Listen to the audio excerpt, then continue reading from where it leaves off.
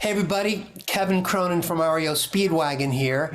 And if I were stranded on a deserted island and I only had 5 albums that I could bring, that would be horrible because there's so many more albums than 5 that I love. So this is very painful for me. I want you all to know this.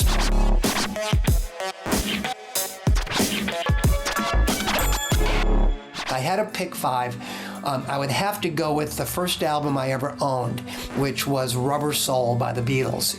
It was under the Christmas tree, Christmas 1965, and I played that album so many times. I can pick up a guitar right now and play every song in that record. I just think that, and the album title too, it really stuck with me. That was really the first kind of artful album title. So yes, Rubber Soul would be number 1. Number 2, I can't put these in order, but number 2 I think would be Crosby, Stills and Nash, the first album. I was a huge fan of Buffalo Springfield, a huge fan of the Byrds, and a huge fan of the Hollies. And when the 3 main guys from those bands got together, it blew my mind. I couldn't even imagine. I waited for that album because I kind of got advance notice that it was coming. When I bought it, I picked it up at the record store, sped to my girlfriend's house because her older sister had the best stereo of anybody I knew, took out the vinyl, put it on, placed the needle on side 1, cut 1, and when I heard Sweet Judy Blue Eyes, I could not even believe it. Picked up the needle, I played Sweet Judy Blue Eyes 12 times in a row, and I remember it like it was yesterday before I even got to Marrakesh Express. So that album, just a classic for me. Then I would say Madman Across the Water by Elton John. That was really the record that changed my life. In Tiny Dancer, Elton says, "You'll marry a music man." And I wrote my first real song, which is called Music Man, and that was the song that when Gary Richrath of REO Speedwagon came up to my apartment to do a kind of a little secret mini audition, I played that song Music Man for him. And then I played a cover, which was a deep cut on side 2 of Madman Across the Water called Holiday Inn.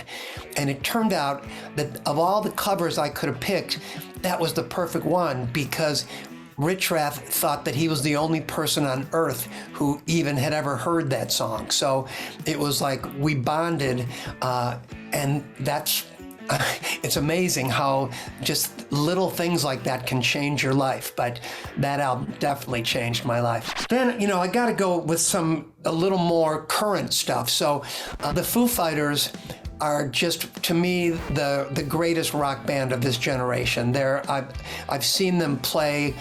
We actually were on a festival with them. We rehearsed at the same rehearsal studios.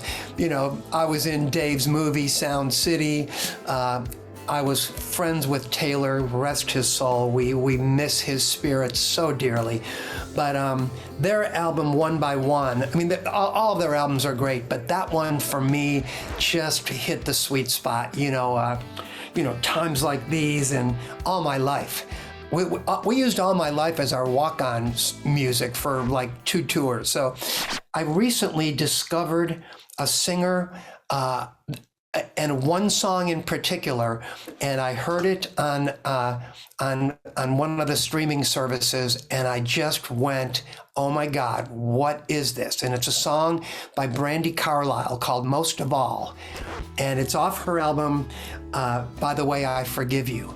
And I will say that song, Most of All, is my favorite song in the world right now. I literally downloaded the lyrics and figured out the chords so I could play it myself, but her version, her voice, is just a national treasure. So there's my 5. I gotta give honorable mention to James Taylor, Mudslide Slim, and Stephen Stills' first solo album with Black Queen. But I could go on forever. But if I do end up on a desert island, I guess if I only got to take 5, those are them.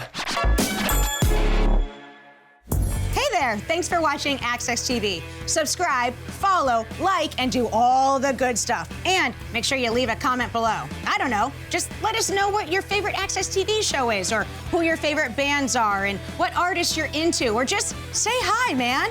I'd like to be told hi. We love hearing from you. That's the point, all right? Keep it coming.